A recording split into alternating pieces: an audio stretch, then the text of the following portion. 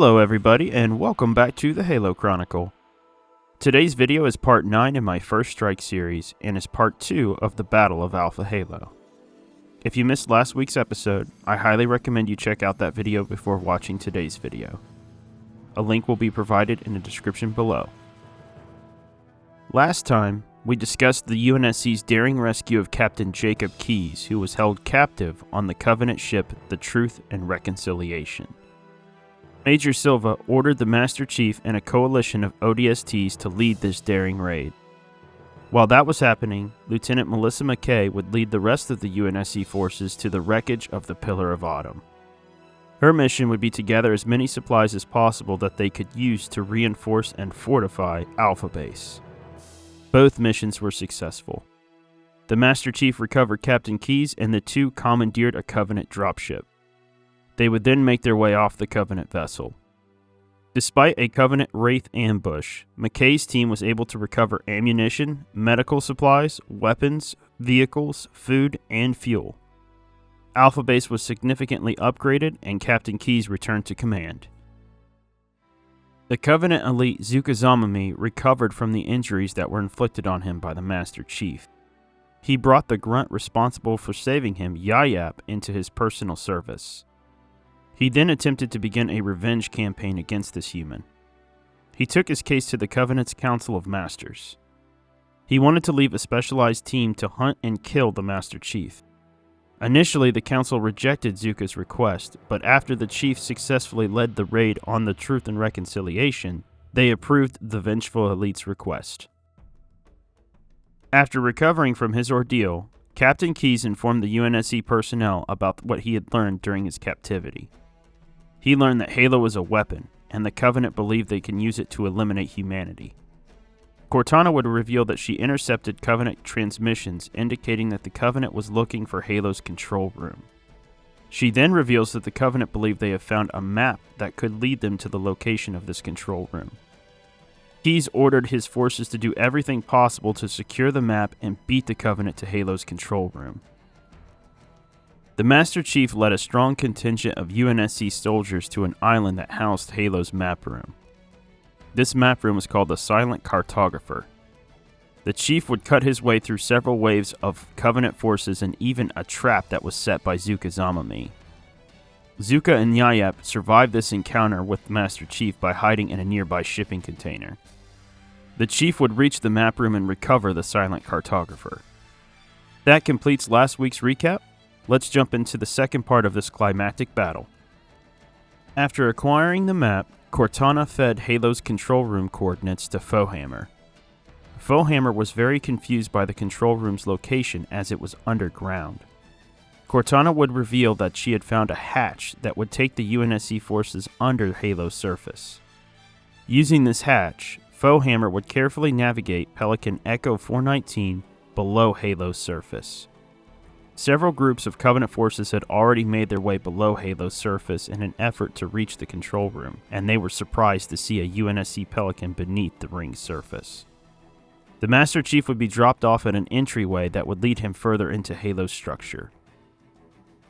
After Zuka's recent failure, the Council of Masters informed him that if he were to fail again, he would be executed. With this in mind, Zuka came up with a new plan. He had his team beat up and injure Yayap. Yayap was then placed in a field near Alpha Base.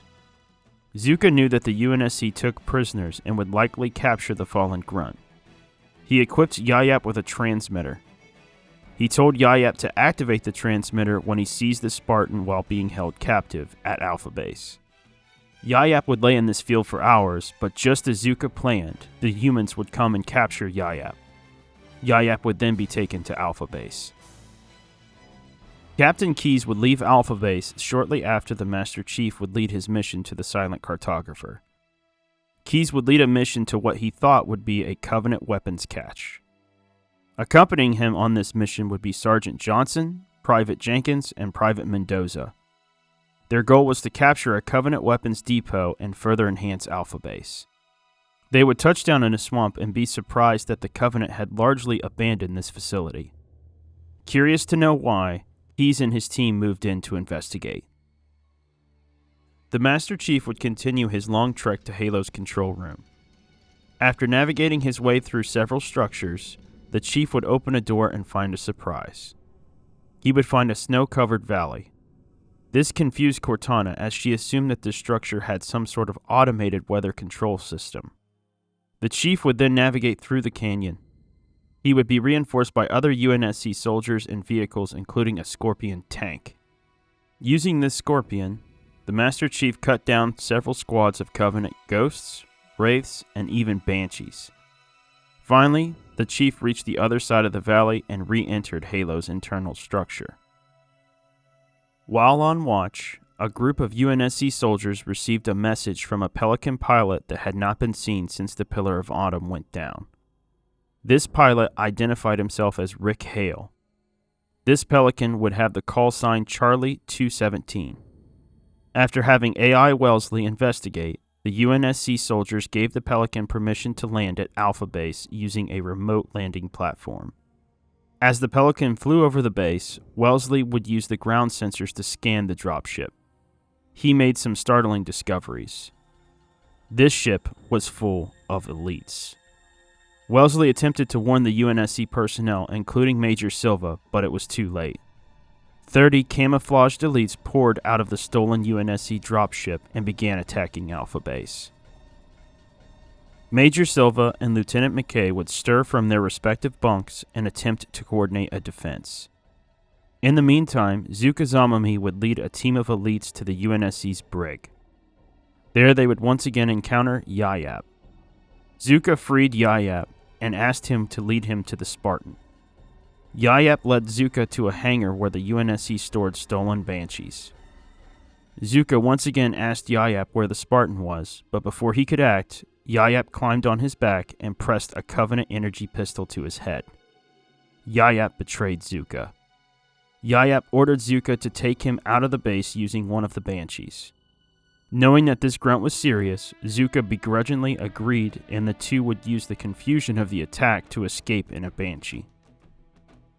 Using 2 recovered Scorpion tanks and some computer-controlled auto turrets, the UNSC forces were able to repel the remaining Covenant forces, but it came with a great cost.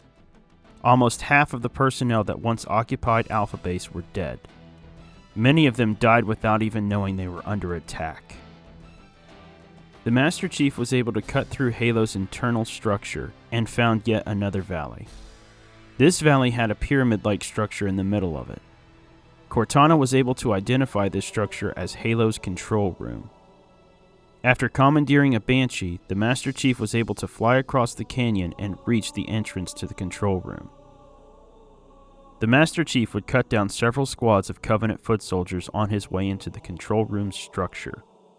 Eventually, he would enter a large room with a holographic projection of Halo. He removed Cortana's memory crystal from the back of his helmet and connected it to Halo's main control panel. Cortana would appear in a much larger holographic form. She would instantly begin interfacing with Halo's systems. She would begin to process all kinds of information in regards to Halo's systems and origin. Before she could continue, the Chief asked her to focus and reveal how to use Halo against the Covenant. Cortana would berate the Chief for the simplicity of his understanding, but before she could complete her thought, she made a startling revelation.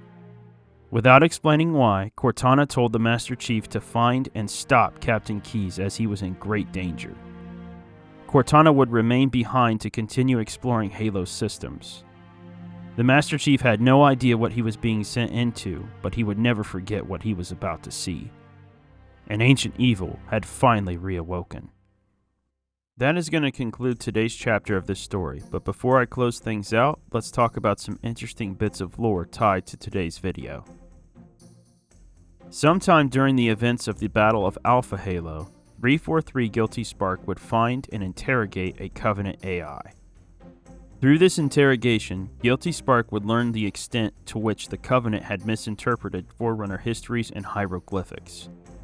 He would begin to uncover and understand how misinformed the Covenant was when it came to Halo's purpose. The reason the Covenant forces were repelled so quickly from Alpha Base was due to some rather impressive planning by Major Silva. Major Silva and his troop built underground bunkers to hide the Scorpion tanks. This made the base seem far less formidable than it actually was. When Zuka's forces attacked the base, Major Silva waited until more Covenant dropships were moving in to reveal the tanks. The Scorpions quickly turned the tide of the battle as the Covenant was not expecting them.